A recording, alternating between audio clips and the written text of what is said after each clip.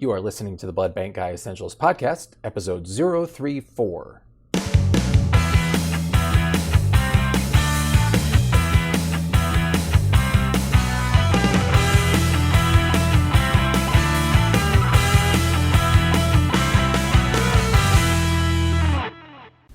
Hi everyone, this is Joe Chaffin. I am honored to continue to be your host of the Blood Bank Guy Essentials Podcast. I'm really excited about today's podcast episode, and that is because I'm getting the chance to interview one of my favorite doctors on this planet, and that is Dr. Cassandra Josephson from Emory University in Atlanta. Cassandra is one of the few physicians in the United States who's trained and board certified in the combination of pediatrics, pediatric hematology oncology, and blood banking transfusion medicine. She's a professor in the departments of pathology and lab medicine and pediatrics at Emory, and she's also the medical director of the blood and tissue banks and the apheresis services at Children's Healthcare of Atlanta. And when she's bored, she is the director of clinical research in the Emory Center for Transfusion and Cellular Therapies. She's got a lot going on. I'm so happy to have Cassandra back because she is going to answer for us today 5 essential questions about neonatal red cell transfusion, a hugely important topic, something you really need to be aware of if you're involved at all in transfusing little babies. And by the way, just so you'll know, just a little secret between you and I, if you listen all the way to the end, I actually have a 6th question that Cassandra answers, a 6th essential, if you will, about neonatal red cell transfusion. So just a little housekeeping, neither Cassandra nor I have any conflicts of interest in regard to this episode. And honestly, I just can't wait for you to hear it. So here we go, Cassandra Josephson.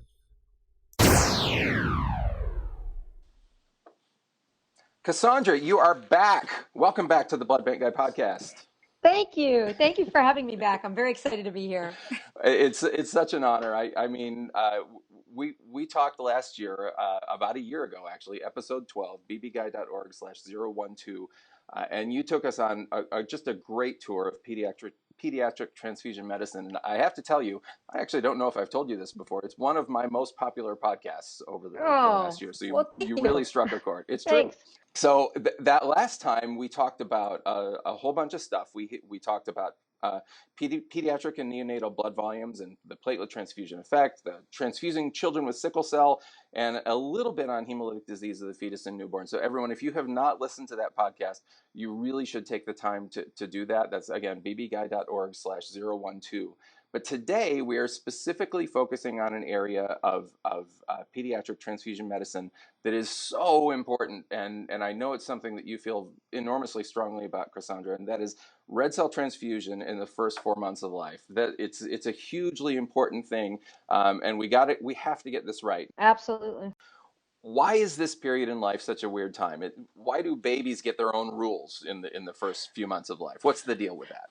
Right. Well, the deal is that these babies aren't supposed to be born yet. The people who are mostly getting transfused that are premature, so that's less than 36 weeks. And if they're very low birth weight infants, they're less than 1,500 grams. So they're, maybe 28 weeks to 36 weeks. And then you have the less than 1,000 gram babies, which are extremely low birth weight. Mm-hmm. And they're like that 22 to 23 weeks all the way to like maybe 30, 31. And what happens here is that their organ systems, the immune system, all the way to the liver, the kidney, everything is immature. And so all of the responses to make red cells are not working right once they've been born. And so the erythropoietic drive and EPO, erythropoietin, mm-hmm. which is really made in the liver, is where it's still being made when these premature infants are born. And it is not as sensitive to the tissue hypoxia and just the hypoxic nature that these babies are born into. And so it takes a little while for that switch to happen to the kidney.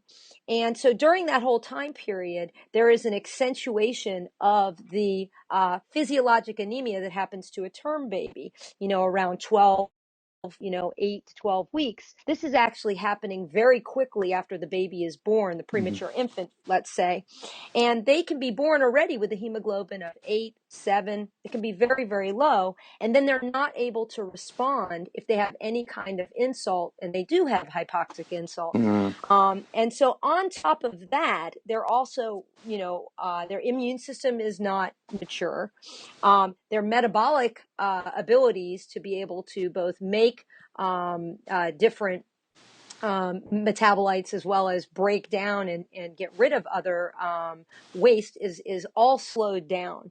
So you have all of these kind of fighting things going on, and you have blood draws. And that's one of the phlebotomy is one of the worst culprits of continuing to make blood loss happen and accentuating the need for red cell transfusion. Right. So the other part, and a lot of times people remember this if they've had a baby or they've been pregnant or they've been part of the pregnancy time, is that the third trimester is when all the iron loading, and that's why it's important for prenatal vitamins. Moms usually give all their iron to their babies during that third trimester. Well, if they miss that third trimester, they do not have good iron stores. And without good iron stores, you can't make a lot of red cells, not when you need to conjure them up really fast. So if you start with a low hemoglobin because you're born early, you have impaired erythropoiesis due to the EPO, switching from the liver to the kidney and everything being immature, you have reduced iron stores, and you have blood loss, iatrogenic blood loss, you are going to be anemic. And that is why red cells are the number one transfused product in this group.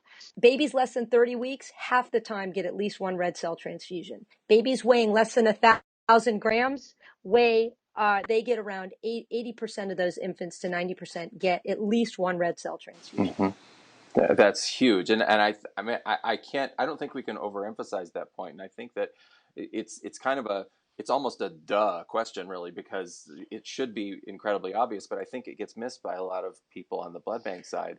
And that's that there's not a lot of term neonates being born needing transfusion, right? We're mostly talking about the premature, and in many cases, as you just said, the very premature babies that are getting these transfusions. Exactly. The only other term babies that are really getting transfused are those that are born with, congenital diaphragmatic hernia, need surgery. There are babies that are born with pulmonary hypertension, need ECMO.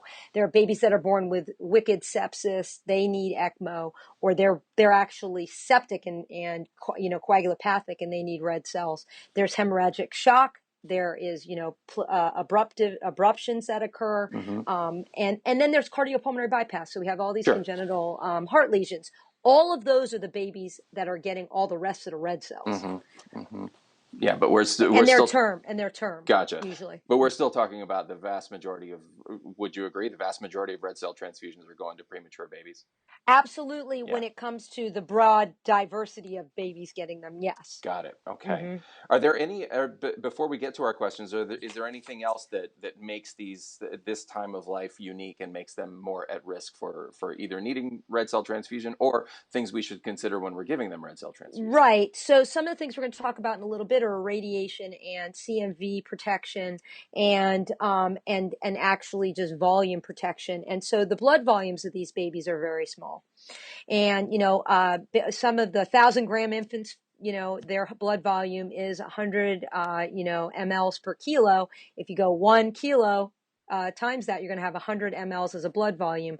Those babies, that's like a half of a unit, depending upon what unit, or less than half of a unit of red cells. So you could see how overtransfusion could be an issue and blood volume is an issue. Immature immune system, big deal. Okay, so these babies can get problems with donor blood coming in, and leukoreduction, irradiation, very, very important things, and even volume reduction with regard to volumes and their ability to handle large volumes. So all those things we're going to talk about as these questions unfold, but they all go back to the fact that these are very different people than you even talk about with pediatric patients and even adult patients. Okay, awesome. I think that is a great setup for getting us into our 5 essential neonatal red cell transfusion questions. So these are really 5 big topics that people need to know and understand very clearly. And so we need to get right to them. Cassandra, are you ready to go? I'm ready to go. All right, so question number 1, and it's the big one. I think we're going to spend most of the time on this because it's the most important question, I think, and that is, when should we give red cells to this population? Well, I think it's really becoming even more and more confusing.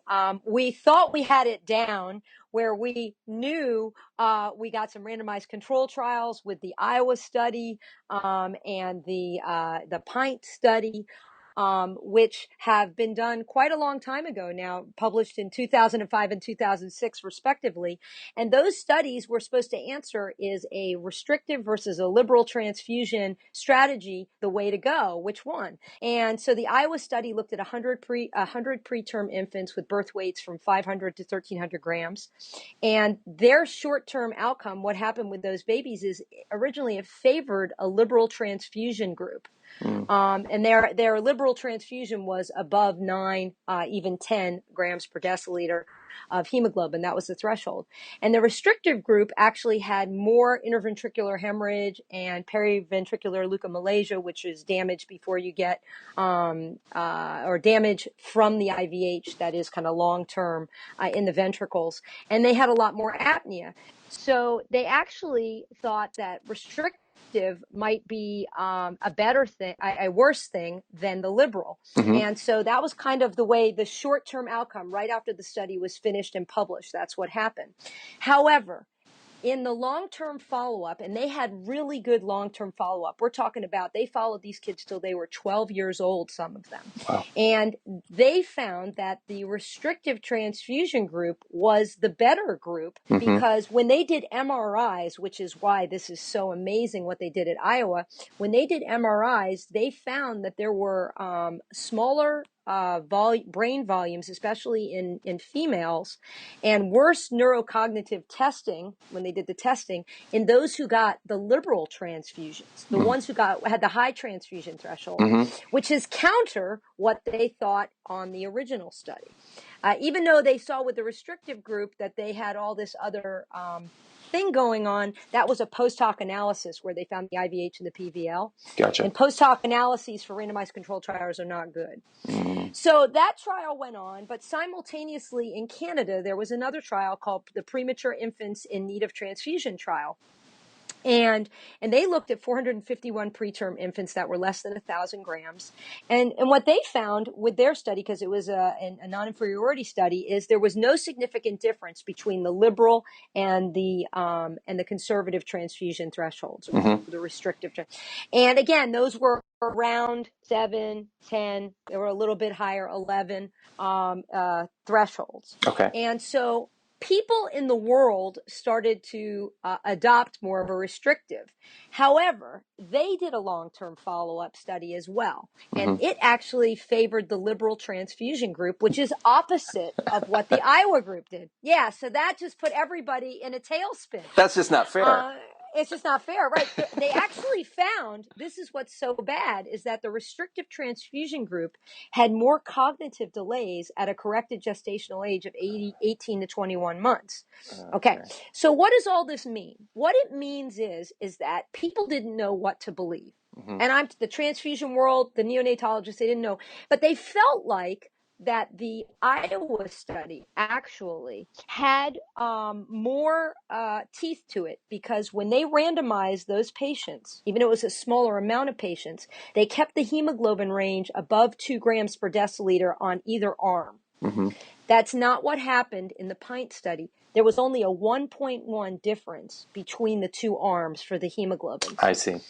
And that made it less, that you could believe it less, because there was so much overlap in the randomization. It was hard to know who got what really from the liberal versus, because more people were in the middle.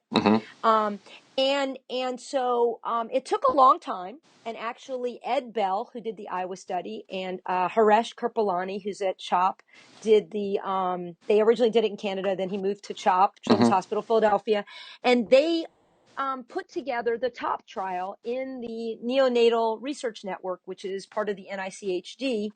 And they launched the TOP trial because everybody was so confused. And NHLBI actually paid for it with an R01. They're working with NICHD, and they've been doing this study. They just closed the study.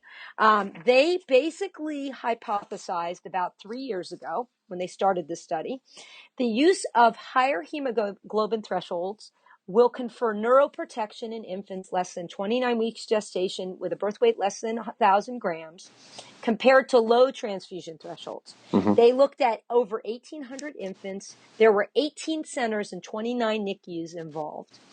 And the study arms were a 10 gram per deciliter threshold versus a 7 gram per deciliter threshold.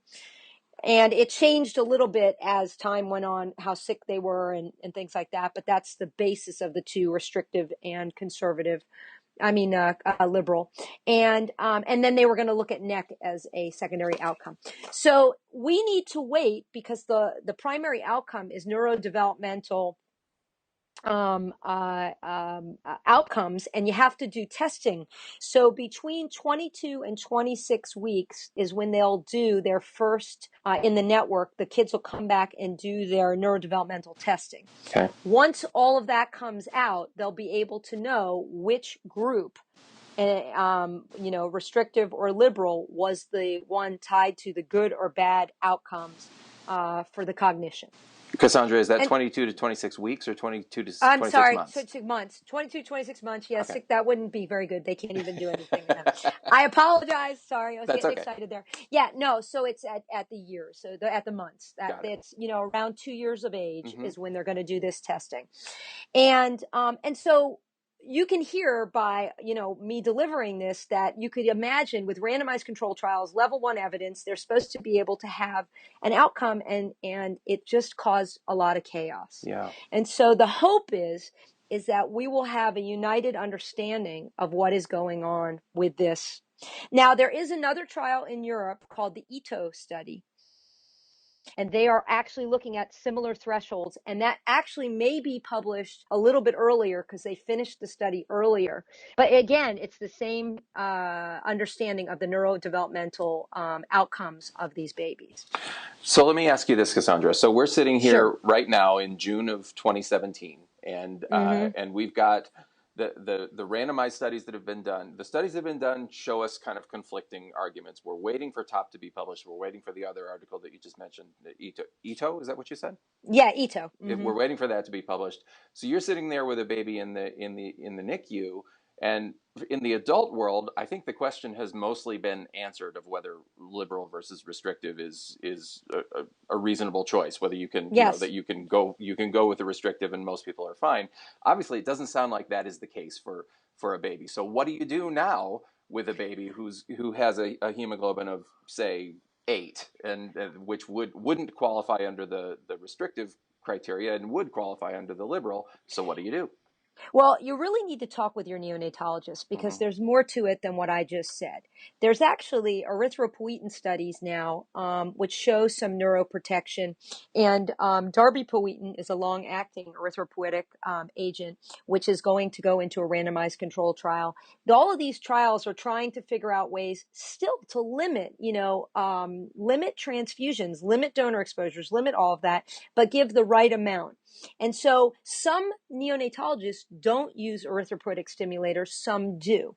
Some use delayed cord clamping, which will also bring your hemoglobin up earlier in the baby's life. And that's actually, ACOG is just past that. So if you have delayed cord clamping, you actually start out with a higher hemoglobin, and those babies don't hit as big of a nadir as we're used to seeing. Now, not all babies can tolerate that when they're resuscitated and born. So depending upon what the practices are kind of surrounding how to best optimize hemoglobin and combat anemia, you have to make your transfusion guidelines with your clinicians. Yeah. Because a threshold is not a good enough marker, because maybe they're on their way up, even if they're 8. Because of different measures that have been done. And the other piece is that NIRS is being used, near infrared spectroscopy, in a lot more NICUs. And the question is, are we having tissue hypoxia or not? Are there other ways to decide whether a red cell transfusion should be given besides the hemoglobin level itself?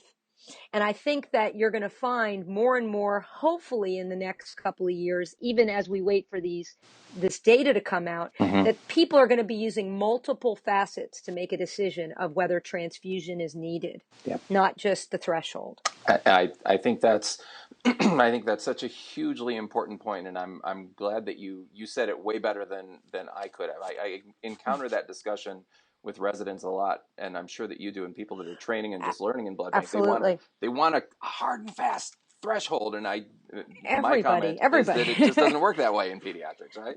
No, no, it doesn't. And, I think one thing, there is a study going on, the MINT trial right now, which is looking at cardiac, STEMI, kind of heart attack, different kinds of heart issues, and whether the thresholds that have been set up for restrictive and liberal for just adults in general should be applied to that population, or should they actually get a higher red transfusion threshold.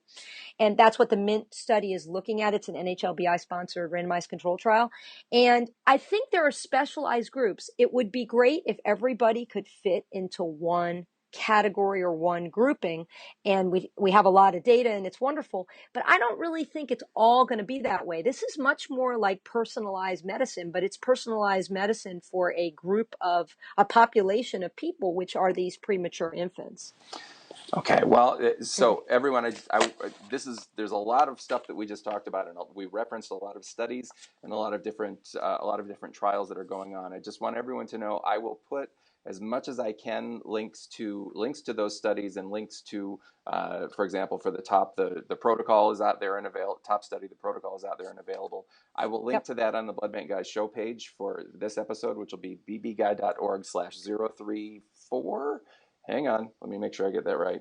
Yes, bbguide.org/034 will be where you'll be able to find some of those links. So sorry for that little commercial break there, Cassandra, but I want to make sure everyone knows there's a lot of info there that they can find. Absolutely. Well, so let us move on and talk now about the second question, Cassandra.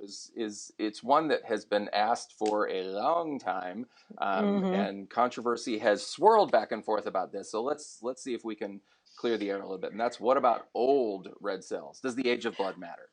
Right. And I think we have to get to the heart of what is it about the age of blood that everybody is freaking out about. And it really is about the storage lesion, yes, which we all should be so incredibly familiar with. Yes. And I think the storage lesion needs to be defined. I mean, we need to talk about what are people scared of? Well, they're scared of increased plasma-free hemoglobin. And we know as storage goes on, that happens. The supernatant increases with that free hemoglobin. There is membrane inflexibility. If you look at electron microscopy, if you look at any of Jim Zimmering's work, he's kind of showing as older blood, he's got beautiful publications showing these red cells that are just getting less and less flexible, and their membranes are changing and becoming more stiff. There's a potassium leak because the sodium potassium pump doesn't work, and that potassium gets out into the supernatant. That's a bad thing. Yep. And then, of course, we all are aware that over the first week, you get a decrease in 2,3-DPG. By 14 days, some people have published that there is no more 2,3-DPG, and even up to 21 days, maybe there's a little bit more, and then it's totally gone. Yeah. And that is supposed to help with oxygen offloading once you get in, those red cells get into the circulation. So those are big issues and big problems, especially for premature infants.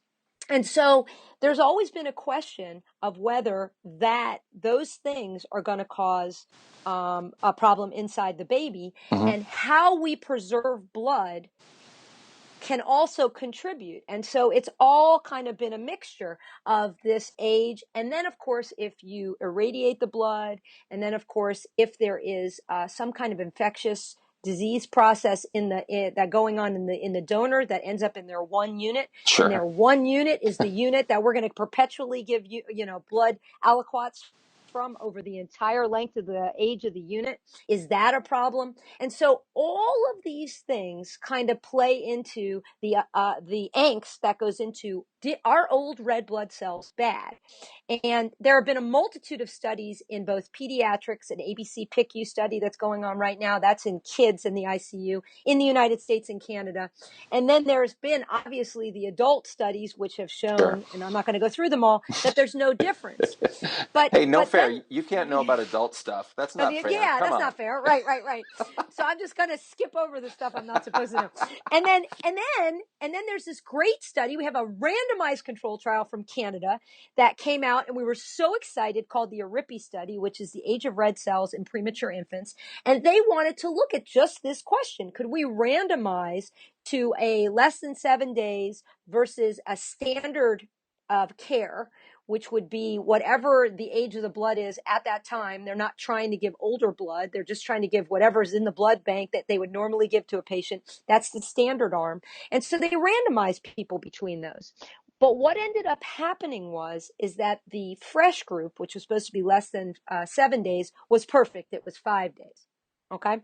But the old blood didn't seem that old to some people. It only was an average of about 14.6 days. Okay. And in the United States, the average age of blood that is given to neonates, or to premature infants, I should say more correctly, is 18 days. Okay. 18 days. And that's the average, or the mean, I should say. So it's a little bit older in the United States. And that's partially because we are very, very into giving small volume aliquots from a 1 unit all the way out to, in many places, give it all the way out till it expires. Right. Actually, I have some data on that. And the Neonatal Research Network, which I told you had 18 sites, 29 NICUs involved, 77% of those NICUs that participated in the TOP trial and other studies with that group actually take all of their blood out to expiration. So they'll give continual aliquots to the baby, whereas 21% do not. So basically, if the blood is, they either give fresh blood, and that may be defined as less than 7 days, less than 14 days. So there is a group. I mean, and it was almost a quarter of the places. So we do not have a standard by which people do this. But the reason that people try to do it is twofold. One is during the 80s and, the discovery of HIV and other transfusion transmitted diseases, limiting donor exposures to donors that they felt were very, very safe donors seemed better for recipients. Yep. That was the big thing. But the second thing was to prevent circulatory overload. If you broke things into aliquots and you didn't want to waste blood, you could just give small little volumes. And so that's where the small aliquot volume thing kind of came from in the 80s. And the FDA realized that this was important. And so they said it was okay as long as you had a closed system to keep taking blood out of the parent unit. They made that possible to continue to do. And so that's kind of how that all evolved. But when I go back to the RBC study, and this is where people had a big problem, is that because the arms didn't have too much of a big difference between them, the endpoint, which was a composite endpoint of neck, intraventricular hemorrhage, bronchopulmonary dysplasia, which are all premature infant comorbidities that can happen to them, there was no difference in those outcomes when you did a composite. And even when they tried to break it down into subgroups, which it wasn't powered for, they saw no difference. But the problem was, how do we generalize this to everybody when, first of all, the ages didn't seem the same like what we use in the United States. Second of all, the blood product that was used was called SAG-M, which has a different composition of anticoagulant preservative in it than CPDA1. And then thirdly, and this is probably the most important thing that was kind of underemphasized, they didn't have a restrictive versus a liberal transfusion strategy, but more people got more liberal transfusions. They didn't let people's hemoglobins drop very low. A lot of people got transfused a lot. And what does that mean? Well, there is a possibility that anemia itself and the development or the permissiveness of anemia to a certain extent may actually underlie some conditions. And so my group last year published in JAMA that there was a 6-fold increase if you had anemia less than a hemoglobin of 8 per week. when you were a premature infant, that you had a 6-fold increased risk of getting necrotizing enterocolitis. Yikes. So yeah, so there's a real, but it was an observational study. It was a birth cohort. It was over 600 babies. But the point I want to make here is that if you have a liberal transfusion strategy and you're masking the anemia, then some of the things that people may have been seeing with age of blood or any other things would have been masked because there was no anemia, or at least the anemia wasn't severe enough to set up the stage for a faceted pathogenesis of some of these comorbidities. So those are some questions. And actually, the RBC study was in JAMA and published in JAMA in 2012. And Dr. Ravi Patel and I, he's the neonatologist who does research with me, we wrote a editorial to those 3 questions that I just brought up.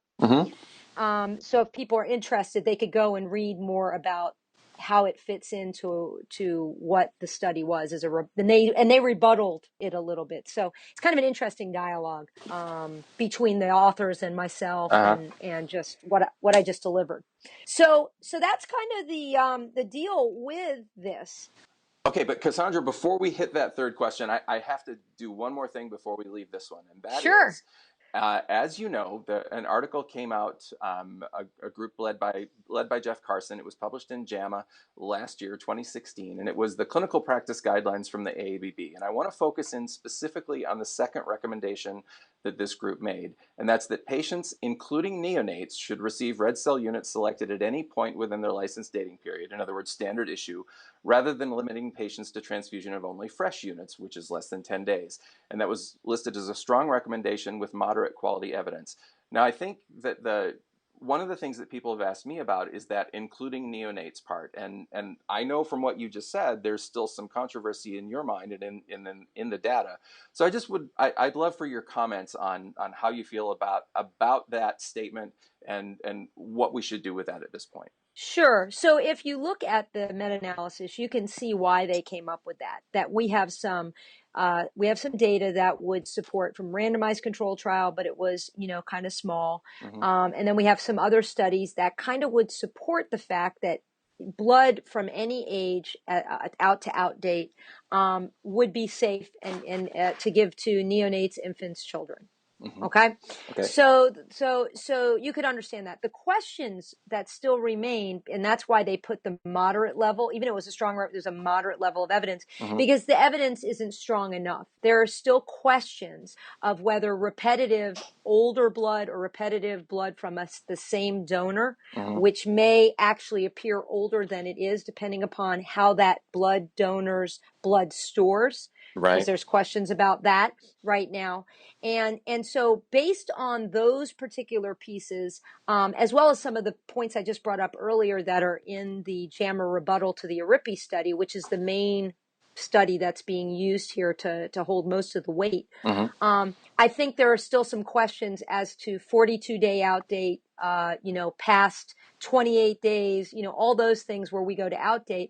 I'm not sure that all these studies fully support that, and that could be kind of discussed. And I think that's why. So I think that right now you wouldn't be faulted if you use that, but I don't think it's totally understood whether it's completely okay to give. Gotcha.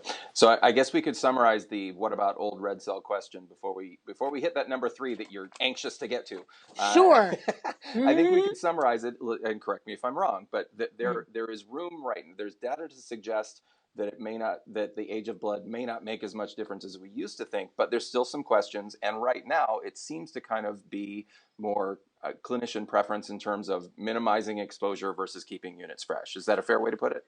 That is an absolutely fair way to put it. Okay. All right. So let us do number 3. Number 3 question is pretty simple. Is preservative important? Hit us. And I think it is in the context of old blood and fresh blood. I think that the thing I want to say up front before we get into it is this is the third question that we've asked where there is no national standard. So we went from the beginning where there's not, when to give it. Then we went, how old should it be? Really, getting closer, but not really a standard how to do something. And again, now we're talking about, we have what? CPDA1, AS1, AS3, AS5, AS7, SAG-M. a host of choices that we could order in our blood banks. And the question really is, what is safe? What is okay for this particular population? And when you get right down to it, when you go to look at the different components that make up these preservative solutions, you can start to understand why some may be better fit for this premature infant state than others. And some of it has to do with that premature infant, immature organ system. Mm-hmm. A lot of these things are metabolized, in the liver. We've got adenine, we've got citrate that's in there. If the liver isn't working right, we've got the kidney that also helps with adenine, and we can get crystallization. So that's our main preservative there. Yep. And actually it can be 2 times the amount, going from an AS3 has 30 milligrams of 30 milligrams of adenine in it versus a CPDA, which has 17. Mm. So that in and of itself is one difference. But there's another thing that people worry about, which is the mannitol. So some of these things I just mentioned have mannitol, but Right. CPDA1, AS3, and SAG-M do not have mannitol. And mannitol is a worry for premature infants because we know that it's a diuretic, an osmotic diuretic, so it pulls water in. And it actually, people are worried about cerebral fluid shifts in the baby because their blood vessels and everything are not that mature yet. And so there's worry there. So that kind of starts to which preservative solution should we use? And then, of course, there's our other, suspects like dextrose.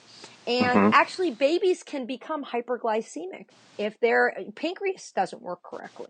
And we all have to be concerned about whether that is okay. And when I was alluding to the citrate problem, if you have too much citrate around and it doesn't get metabolized by the liver, then you're going to actually have more calcium chelation, and you're going to actually get babies that are going to have arrhythmias because they're not going to have little twitching of their mouth, perioral. They can't talk. Mm-hmm. They're intubated. So we have to watch the heart monitor. So we have to be very, very careful there. And then, of course, we have sodium. And babies actually can become hypernatremic. And so the citrate that is in there can be trisodium citrate. Not everybody has that in it, but some do. And that's different than the sodium chloride that like SAG-M has that CPDA does not have. And then there's sodium phosphate, which CPDA1 has, but SAG-M and AS3 have. So, or SAG-M doesn't have and AS3 has. So I guess what I'm trying to say is that You're making my brain spin, Cassandra. That's what you're doing right now. Yeah, and I do that purposely because I think people forget, it's FDA approved. Yep. It's out there, not the SAG-M, but the rest of them. Right. Why is there a problem for certain babies? Well, you really have to consider this. And this is on top of the storage lesion. So potassium, which I didn't mention, which is not in any of the constituents that are in an anticoagulant preservative solution, potassium is constantly leaking out over time. Okay. And then if we irradiate these units that are in these anticoagulant preservative solutions, we're accentuating that leak. Yep. And so we are trying to balance all these things in this premature heart, premature liver, premature kidney, premature body. And that's why it counts. So I would have to say that most people advocate for the use of CPDA1, AS3, and SAG-M for premature infants. And even with the AS3 units, okay, they at Hospital for Sick Kids in Toronto, they actually hyperpack the red cells and take the rest of the anticoagulant preservative solution off because they don't want to give the mannitol. Mm-hmm. And so people are always asking, well, is it safe to give AS1? Is it safe to give AS5? That's all my blood supplier will give me. Right. Well, it is safe. And I think if you look at Dr. Strauss's, and there have been actually 6 studies, and Dr. Lubin in 2002 put them all together in a review article, that if you give small volumes of these particular, and I mean small volume transfusions, 10 ml to 15 mLs per kilo, less than 20 mLs, you're pretty safe in a one-off transfusion that you're not going to overstep giving with, even with these extras, the mannitol, the extra sodium, all these things, you're going to be okay. That actually Dr. Strauss did studies 24 hours after a single dose of a small volume transfusion was given, and these metabolic derangements did not occur. Okay. The problem that we have, this is the real crux, and I get asked this all the time.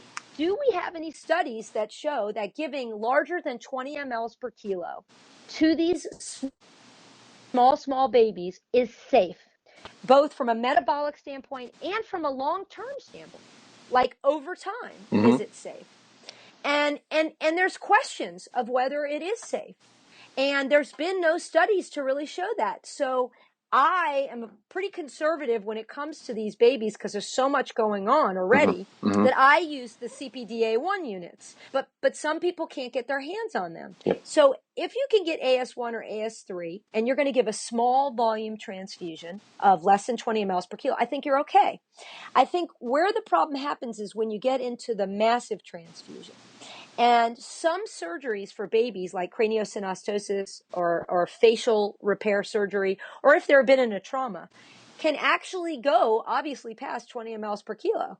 And you might not even realize you're going to go there if you start out, and that's where I think there is the worry that we could actually be doing more harm than good, not knowing what the consequence will be. Yeah. So I want to emphasize that small volume transfusion of AS1, AS3. I really don't advocate AS5 and AS7 in babies, but those other ones, they can be safely given less than 20 mLs per kilo. Okay.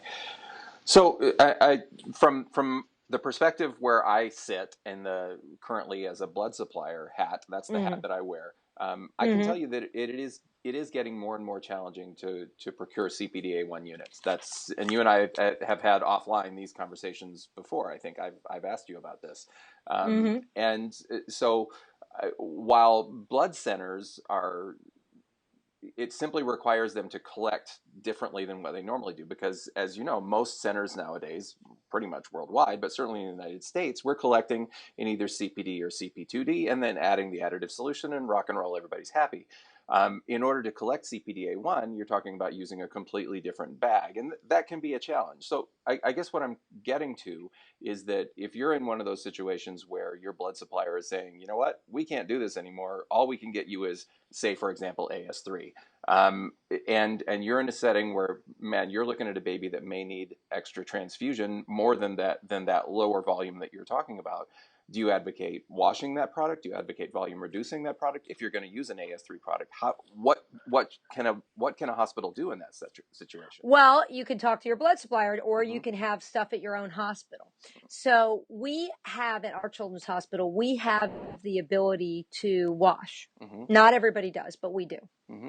Otherwise, you need to discuss this with your blood supplier, because they usually have the ability to wash, because they have allergic reaction patients they have to supply blood, cellular blood products to, who are anaphylactic. They have to work with you if you need to have units that are a certain way. Right. Now, washing leaves you with an open system. That's not good, because then your blood is outdated at 24 hours. Right. But if there was a way to have a closed system with like volume reduction, like hyperpacking, or some other way to keep you with the same outdate, then that would be a way to work on it. I mean, somewhere along the way, there has to be a recognition that these boutique products for pediatric patients exist because there isn't enough evidence to do the other. Right. And I've heard people say this, and I've heard blood suppliers say this, which I totally disagree with. Well, we don't see any problems. How do we, there's no problem. So yeah, I mean, they're getting this and nobody's complaining. I'm like, well, that's not really science, is it? I mean, and so I just want to give some numbers here, because remember I said there was no standard way to do this. Okay. There is a survey. There are two surveys. One was done out of 47 blood centers at blood banks at academic medical centers. That's part of the University Health Consortium in the U.S. And 6% used CPD or CP2D only, 15% CPDA1, 60% AS1, and 45% use all three forms of AS units. Wow. In the 29 NICUs in the top study that I was talking about before, 38% do use CPD or CPDA1, 21% AS1 only, and 41% use a combination. Wow. So I want you to know that all over the United States, depending on who your blood suppliers are and who demands what and blah, blah, blah, there's no standard of how people are doing it. And so I do think there needs to be a constant dialogue. If you can't do it at your blood center, at your hospital, but your blood center is saying they can only give you this, then you say you need this because you can't get us that. And you need to discuss I know it's a money thing. Maybe it's cheaper for the blood center to go get the bags than it is to go start volume reducing or, doing other things to the blood. Yeah. Well, and I just want to be real clear there. I think you're right in some respects about the money question from the perspective of, again, I can't speak for all blood centers. My perspective on it is that it's more a logistical challenge than it is a money issue. And I totally hear what you're saying. To a blood supplier, it is challenging to shift gears and all of a sudden collect with a different bag than you normally collect on. It's not the end of the world, and we're working through it, but it's right. It's logistics from my perspective more than money. But again, I can't speak for everybody on that, Cassandra, but that's my feeling anyway. Yeah, no, I think it is logistics. That's what I hear the most. And so it'd probably be more cost effective to figure out the logistics than it would be to start getting asked to do all these other things. You're right. That's just my opinion. That's just my opinion. Okay, I think we're on the same page. All right, we got to roll on. So we have done the first three questions, which are: when should we give the red cells? What about the old red cells? And is preservative important? We've got two more to do, so let's roll. And the next one, we kind of hit this a little bit the first time we talked, Cassandra, so I think we can be a little brief on this. And that's: should the red cells be modified? Okay. So it really depends on what's going on. I think that, after the study that we did, kind of looking at CMV in a modern study with modern leukoreduction technology that was published in JAMA Pediatrics in 2014, where we looked at less than 1,500 gram babies, we basically combined the leukoreduction strategy with CMV seronegative blood donors, confirmed that all the donors were CMV seronegative with nucleic acid testing, and got less than 1% transmission. Nobody got CMV from the blood products. There were over 800 cellular blood products given. The issue is, though, can everybody get CMV seronegative and leukoreduced products? We actually only had one leukoreduction failure, and it was a very minor failure in a platelet. Okay. But we know that it came from a CMV negative person, so it couldn't have transmitted. So the question our study didn't answer was, what about if you have a leukoreduction failure, or even, if it's from a CMV positive donor, what are you going to transmit CMV? So I think that there have been some studies that say if you're seroconverting in the first year, there's still a lot of virus around. So even though you're CMV positive, you could still be very infectious. So I think there's some things that still haven't been worked out on the CMV positive donor side and what's going to happen with transmission to the recipient. But I think that our leukoreduction technologies are so much better, and we were able to show that if, in fact, you couldn't get CMV seronegative and leukoreduced blood for a baby that is less than 1,500 grams birth weight, you wouldn't want to delay transfusion, or you would want to talk with the docs about this. And this is for platelets. This really comes up more for platelets, but it's platelets and red cells, because leukoreduction alone is pretty damn safe. Yeah. I think that that's really what we need to remember. And I think that Dr. Strauss would absolutely emphasize this point, in that if you have to choose between giving blood or not giving blood, and you think that the risk of not giving the blood because of bleeding or other reasons, oxygen carrying capacity, so on and so forth, outweighs this, less than 1% or a 1 to 2% chance of getting CMV, I think you want to take the chance in those situations. But of course, the clinicians have to know, and so do the blood bankers, the risks and benefits involved. Right. So that's what I want to say about that. Yeah, and I think you just said something that's very much a hot button for me, and I talk about this in different settings, in trauma transfusions. I talk about this all over to blood bankers, and it's simply this: the time to figure out what your clinicians want and what you can supply is not when you're in the heat of the battle. The time to figure that out is beforehand. Have those conversations Absolutely. and figure out Absolutely. who needs what, so that you're not surprised by stuff when oh wow, you won't give CMV negative blood. Well, I wish I would have known that, but there's no excuse for not knowing that, in my opinion. Yep.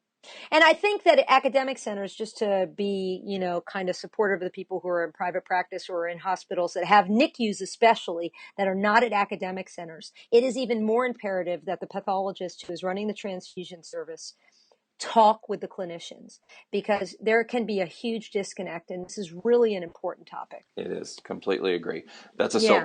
soapbox issue for me. So thank you for letting me Yeah. You're climb up for a welcome. second. No problem. Okay. No problem. What about irradiation? Okay, so irradiation is really, really important because basically transfusion-associated graft versus host disease has greater than 90% mortality if a baby gets it. And the question is, how mature or immature, shall I say, is the immune system during this time period, especially the premature infants that are less than 1,000, less than 1,500 grams? When you're getting the term babies, not so much. Their immune system is pretty much heading in the right direction. However, they could have a primary immunodeficiency like SCIDs or something else that we're unaware of. But I think that when we talk about these really premature infants, we have to remember that their T cells and their immune system is not functioning normally. And I actually look at them as just like they would be an immunocompromised, immunosuppressed patient. And if it doesn't happen often, but if it happens, there's such a high mortality rate because you can't salvage them with bone marrow transplant because the T cells go to the bone marrow, mess the bone marrow architecture up. So if you were to go to transplant them because they're pancytopenic, they can't, the transplant they won't engraft. Yep. And that's what people don't understand, is that it's a high fatality rate if it happens. Never one that you want to diagnose, but one that you always want to prevent is what I Prevent, absolutely. Yeah. And at many hospitals, many children's hospitals have different irradiation policies. We irradiate all cellular blood products less than 6 months. But some hospitals like Boston Children's and CHOP do all of their cellular products. They irradiate them all, everything for everybody who's there. Yep, I've certainly seen that practice as well. One question I think we have to hit before we leave irradiation, Cassandra, because I know this is a hot button topic for you, is the timing of the irradiation. Absolutely. This is a huge, huge crevasse of problem because if you have an irradiator at your facility, it's one thing, and you can just irradiate right before you give the product, and you're okay.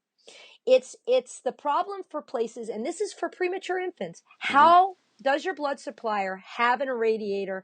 And if you don't, and they irradiate for you, how long do you let those red cells sit on the shelf, just sitting there before you give the blood? And how long do you let aliquots come out of that unit as it sat there for 14 days? Maybe it was collected already for a week when it wasn't irradiated. So now it's 21 days old, but it's been irradiated for 14 days. So there's all these different permutations. And so the problem with all of that is that irradiation accentuates the potassium leak. Right. And it hurts the cell membrane in a way that makes things go out, makes the potassium go out faster. We actually, I can tell you some numbers just to give you a really good feeling of why we moved the out date to 28 days. So if you have a CPDA1 unit and there's about 5 to 10 milliequivalents per liter of potassium when you start, right, with the collection. And then at 35 days, this is without irradiation, the CPDA unit now has 70 to 80 milliequivalents per liter in it. This is without. And with an AS unit, either AS1, AS5, etc., at 42 days has 40 to 50 milliequivalents per liter. So it's actually less than the CPDA1 unit because it's less concentrated. The CPDA1 is more concentrated. When you irradiate, though, okay, you can start out with, you actually speed that up. And so by the time 28 days comes for a CPDA1 unit, you started at 5 to 10, it's 60 milliequivalents per liter at 28 days. In an AS1 unit, it's 100 milliequivalents per liter by 28 days. So what I'm trying to say is that concentration increase is why the FDA said we need to shorten the out date because we can't have this potassium going up and up and up and up. Right. Now, people always ask me for kids, so can we wash? Should we wash if it got irradiated and then we had to wait? It actually is good. If you can give it within 24 hours, you actually can decrease the amount of free potassium in the supernatant. So there have been some studies that shown that immediately after washing, you get 5 milliequivalents per liter. You can decrease it when it's really high. You can get it down to 5 milliequivalents per liter. After you wait 24 hours, the potassium is still leaking out, and now you're back at 12 milliequivalents per liter.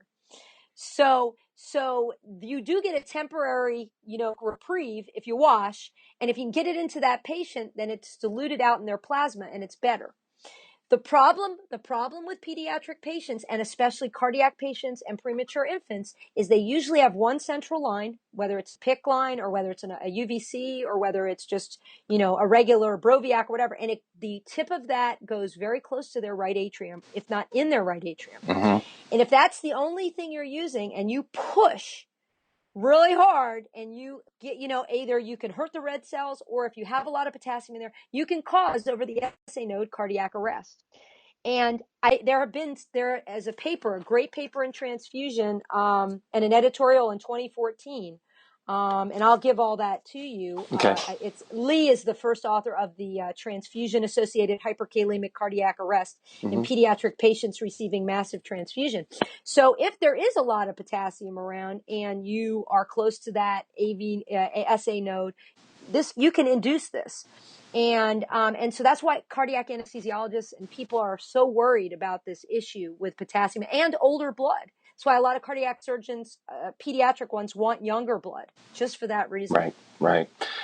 Well, the big topic, and you like that topic, I can tell. Oh yeah, I get asked about it all the time. I'm sure all you the do. time. Yeah. Well, so we've talked a little bit already about washing, so I think let's leave washing alone for a second. But I do want to ask one more question, and that is, before we get out of the modification, this really isn't a modification; it's more a detection question. What about hemoglobin S negative as a routine order? Okay, so hemoglobin S negative is really a standard in ABB, and it has to do with not wanting to have having sickle hemoglobin start to sickle in certain situations. So ABB is not very prescriptive with their standards, as everybody knows, and so basically they said you just have to have a policy for hemoglobin S. And really, I have that policy for more massive transfusion and for exchange transfusion. So that has to do with if you're going to do a reconstitution and an exchange transfusion for either RH or ABO incompatibility. But whether you have hemoglobin S negative, those cells can still deliver oxygen very well. And so I don't limit them in any other situation except for a sickle cell patient who's going to, we try not to add more hemoglobin S to them in an exchange transfusion. But if they have a rare phenotype, a rare genotype phenotype, and it has to come from a family member or somebody who's trait, I would take an S positive unit. There's nothing wrong with that S positive, as long as it doesn't, have a problem with leukoreduction, because sometimes S units kind of get caught in the leukoreduction filters. But the bigger point of it is that they carry oxygen very well. It's about too much S that could actually sickle in a massive transfusion. That's why you have to have a policy for it. Got it. Okay.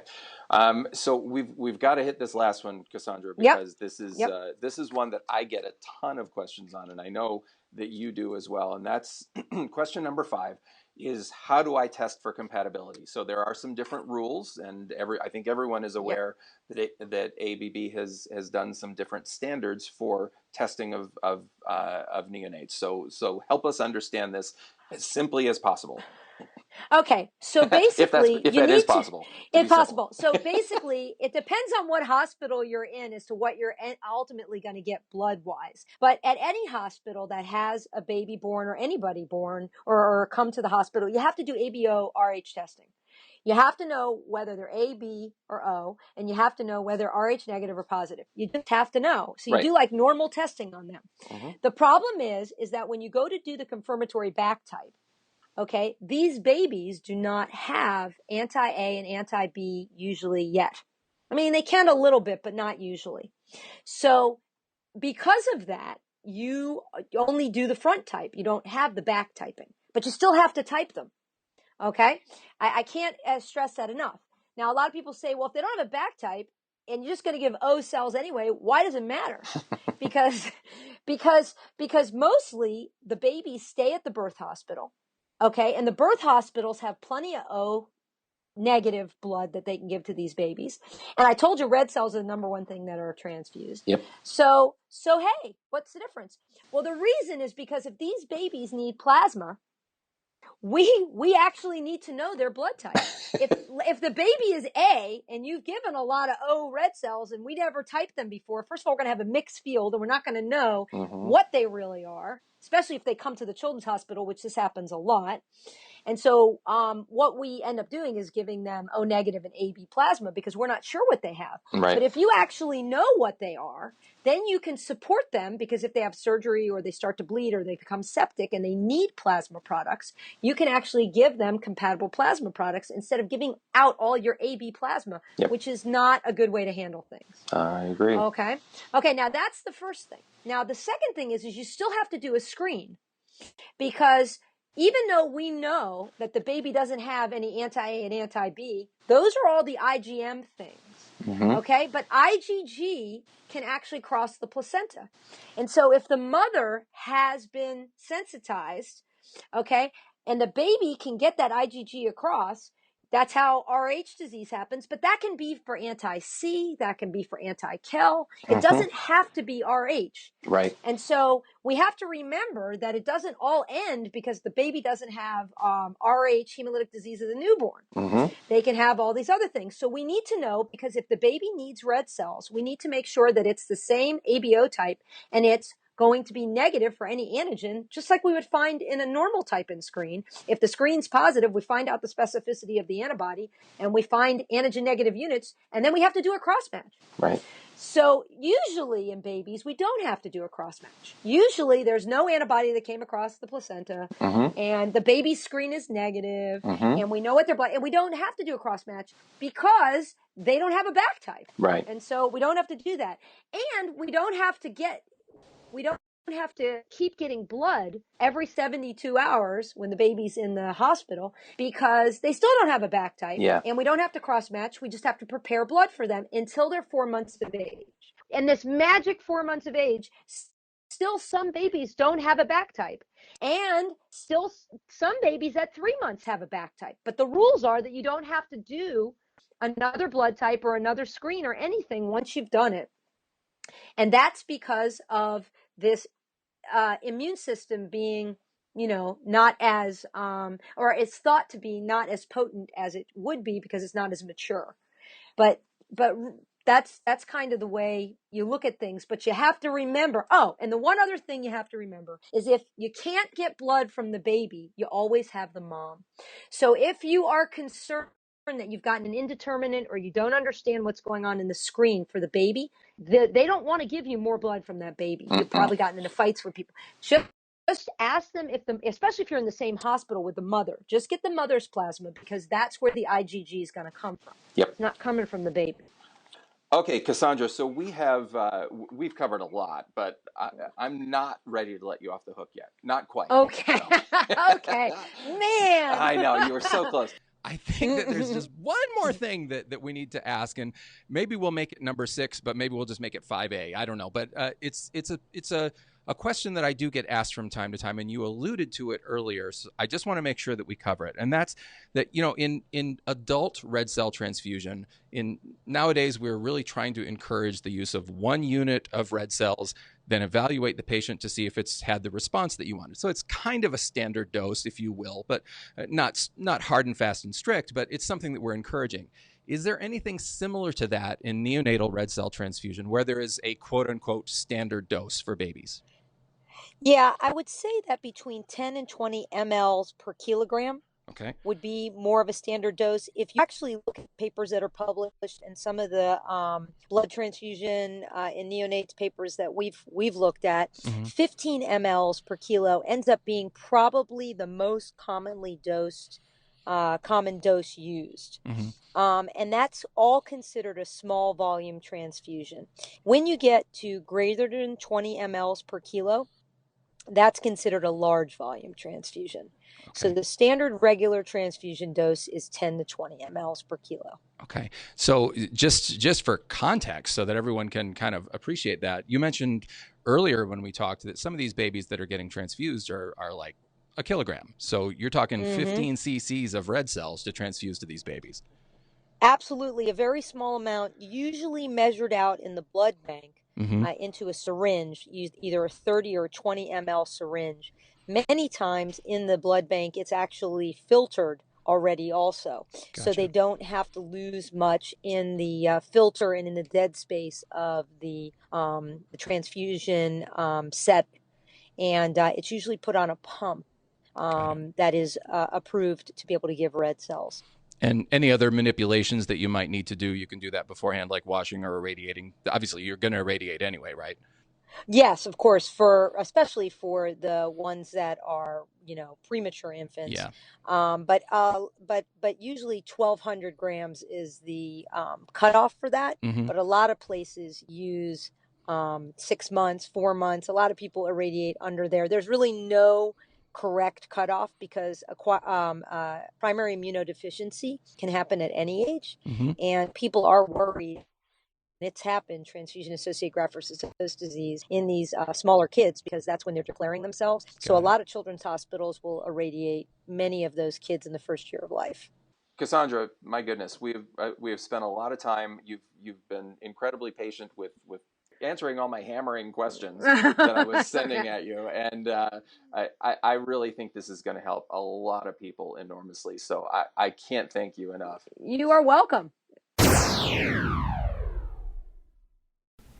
Well, I think it's fairly obvious that I really enjoy interacting with Cassandra Josephson, and you can certainly see why. She is just a bundle of energy and a ton of passion, has a ton of passion for what she does. So I really appreciate her being on this podcast. I thank you very much for listening.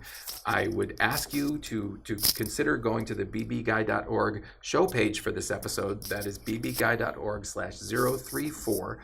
On that page, you'll find not only references to the articles that Cassandra described during this podcast, but you'll also find the comment section. That's really important. I actually interact with people all the time in the comment section on this podcast. I read every single one of the comments that people make. So if you feel either positive or negative about something that was said during this episode today, please don't hesitate to interact with me, and I'd be happy to do that.